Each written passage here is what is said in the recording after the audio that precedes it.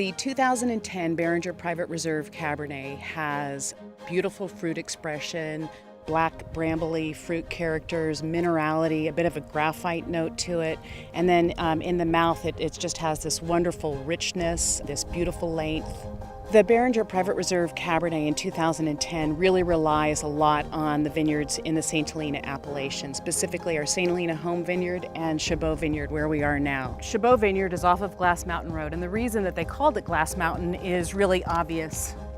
You look at the rocks in the vineyard, obsidian, and one of the characteristics of this rock is that it's able to absorb the heat that you get during the afternoon, and then it radiates it back into the soil as the sun starts to set. And so you just get a very unique microclimate, and the fruit that we get from this vineyard is very unique.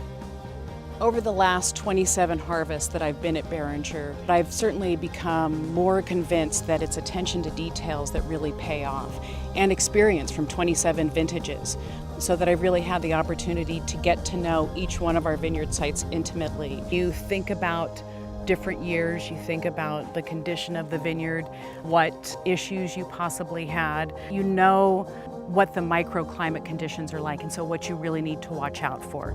Especially for high-end reserve Cabernet, 80 to 90% of the work is done out in the vineyard.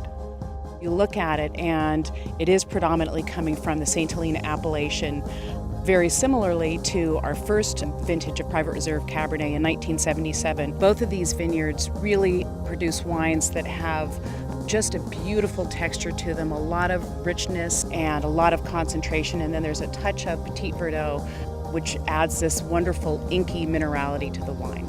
We've been making wines from these vineyards since the 70s, and I've been able to taste and see how wonderfully these wines age.